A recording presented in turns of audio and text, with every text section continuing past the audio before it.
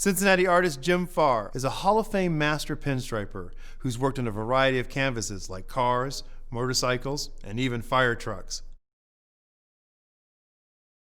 When I was a preteen, there was a point where I quit buying comic books and started buying car magazines. I was fascinated by the designs, and eventually I found a magazine that showed Dean Jeffries doing some pinstriping on an old car, and he had a striping brush in his hand. I got on my bike, pedaled down to the Sherwin-Williams store. Back wall had striping brushes, so I bought the smallest brush that would fit my hand, and it helped me learn how to do skinny lines. I'm Jim Dauber Farr. I'm a pinstriper, gilder, commercial artist, graphic artist. Happy to be here. There was an occasion when I was at the art museum viewing the show Women of Egypt, and at the end of the show there were two caskets encased in plexiglass, and there was pinstriping on these caskets. I knelt down to look at them, and I couldn't resist drawing my hand across the plastic, imagining what that wood would have felt like with a brush in my hand. And when I drew the brush back like that, there was a thunder boomer overhead and the lights went out. And I had my hand there. I looked up at my friends who were standing there, and I took my hand away, and for some reason the lights came back on, and it just sort of seemed to be somewhat karmic, if you take my drift. Dauber came into my life when I was working in my partner's shop, Bill Rell, over in Covington. We worked together for almost 10 years. And there was a guy from the west side of town who came in and was watching me letter, and the lighting was very inadequate, and I kept wiping paint off on my shirt because I couldn't get it the way I wanted it on the car. And this gentleman was standing there looking at me doing that, and he says, "This guy daubs more than he paints. We ought to call him Dauber." Within a week, the concrete had dried, and I had no choice in the matter. I actually am pinstriping in gold leaf, and not too many people do that. You mix a sizing, a glue, which is commonly known as a sizing, and you mix glue and usually some color with that, so you have an image of what you're actually putting down, and you let it dry a certain amount of time, depending on the weather and the thunder and lightning, and also the humidity and whatnot. And once it's ready, it's ready. And if you don't pay attention to the clock, you can find yourself having wasted some time and possibly material.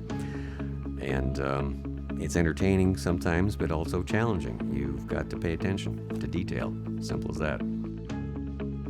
Gold leaf has a tradition and a history that goes back centuries, literally centuries. The Egyptians were doing it, and possibly further back than that.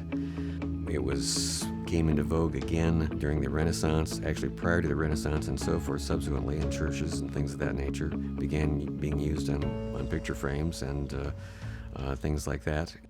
I know of maybe 5 or 6 other stripers nationally that do pinstriping in gold leaf on the streets. There may be more, but I'm unaware of it.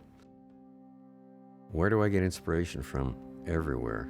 I'm blessed with powers of observation. I try to be receptive, and I try to pay attention to things. I also try to do things, for instance, that have not been done. I try to give people more than they expect, simply because I've been doing it this long, and if not now, then when?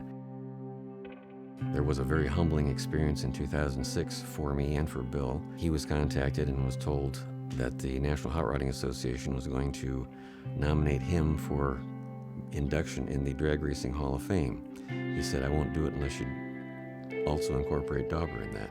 And it was a humbling thing, standing up in front of a bunch of people in a crowd situation, thanking them. It didn't make a lot of sense to me until I realized there were no other artists in the Drag Racing Hall of Fame at that point. And it was a humbling situation, and still is.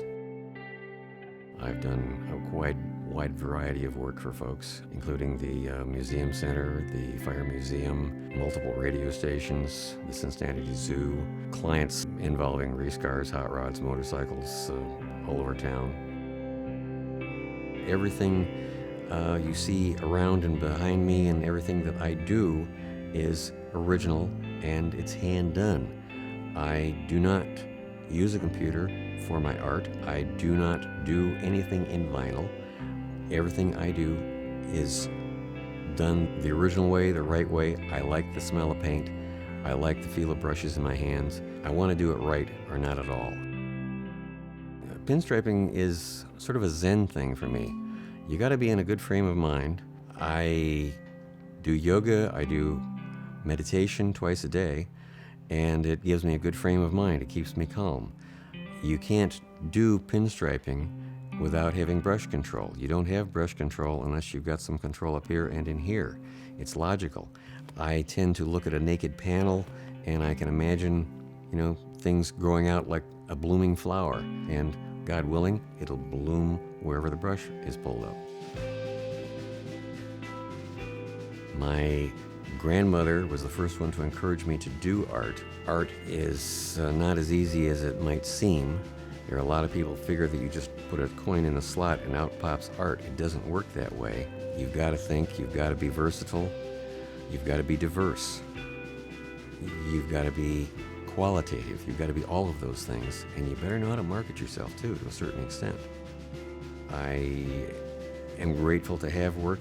I'm grateful to be doing art. Art for me is a long-term deal. I am very grateful to be able to work with young artists, young stripers, and so forth, because there was no one around to teach me anything. I am completely self-taught. I'm frequently asked, don't you think that's a dying art? No, I think thanks to the internet and the web, there are probably more people pinstriping worldwide than any other time in history.